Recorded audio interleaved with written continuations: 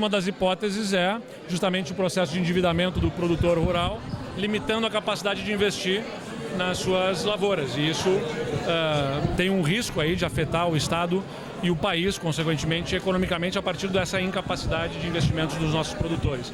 Além do que limita ele promover os investimentos necessários para tornar a sua terra mais resiliente, seja pelo lado de recuperação dos solos ou seja pelo lado de irrigação, que exige também investimentos robustos.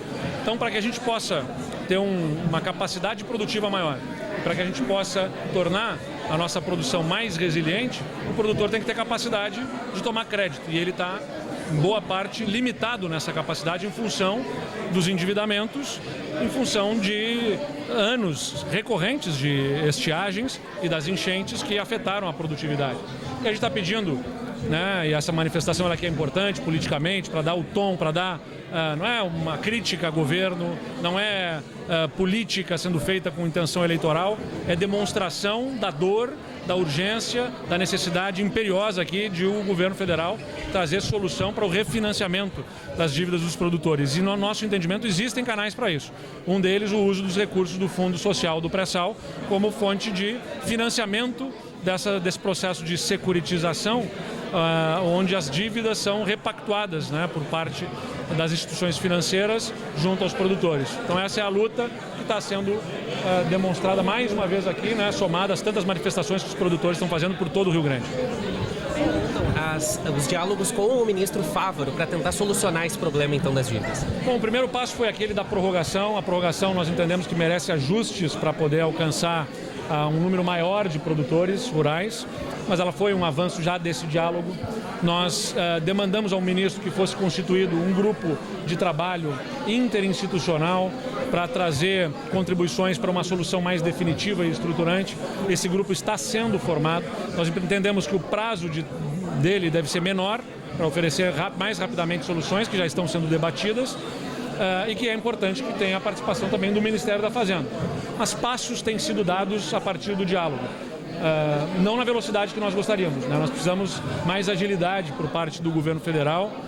O ministro Fávaro tem sido solícito, mas parece encontrar resistências nos principais núcleos aí do governo, onde vai se tomar a decisão política do aporte de recursos para financiar esse refinanciamento das dívidas. Então nós queremos justamente demonstrar para o governo, para o presidente da República e para os seus ministros mais próximos, de que não é uma opção, é uma imposição. É fundamental que se faça isso com urgência em favor dos produtores rurais do Rio Grande do Sul. O governo diz que não pode fazer isso só para o Rio Grande do Sul, porque várias regiões do Brasil têm problemas e têm pedidos e demandas no mesmo setor. Como é que o senhor entende esse tipo de argumento? Não é um argumento factível.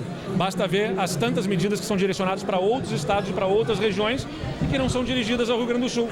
Ora, então não há fundo constitucional para o Rio Grande do Sul, não há isenção de IPI para o Rio Grande do Sul, como tem para outros estados, não há zona franca para o Rio Grande do Sul, como tem para outra região do país. Então tem várias medidas que são dirigidas por Brasília individualmente para solucionar problemas individuais, situações individuais de regiões específicas, de estados específicos do país.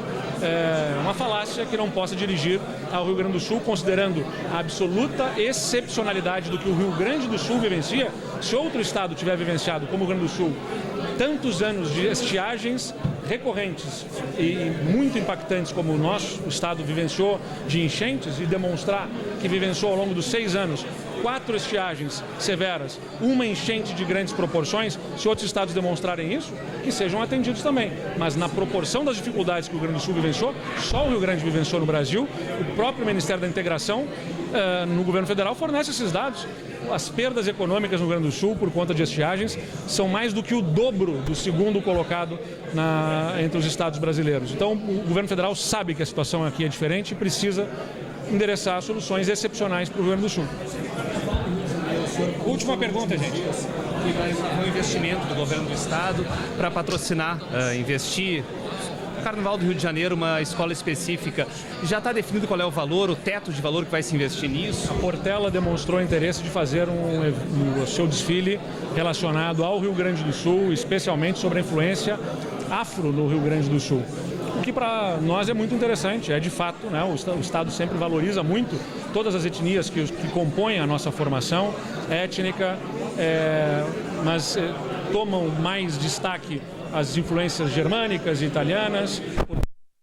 E a influência afro talvez não tenha a mesma dimensão de exibição que as outras etnias sempre tiveram. Então é uma decisão muito meritória da Portela, interessante para o estado do Rio Grande do Sul, de mostrar esta negritude presente, a influência negra no Rio Grande do Sul tão presente.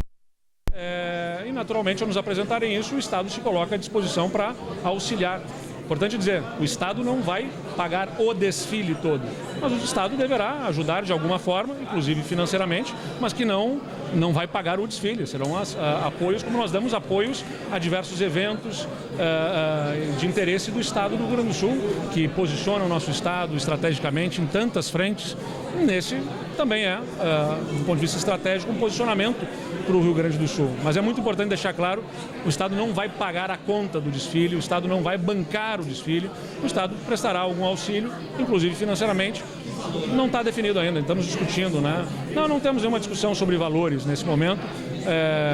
Muitas empresas gaúchas poderão ser chamadas a contribuir, haverá mobilização de todos aqueles que entendam que o repertório do desfile é meritório. O Estado se associa, dá o seu apoio, mas não tem definição ainda de valores.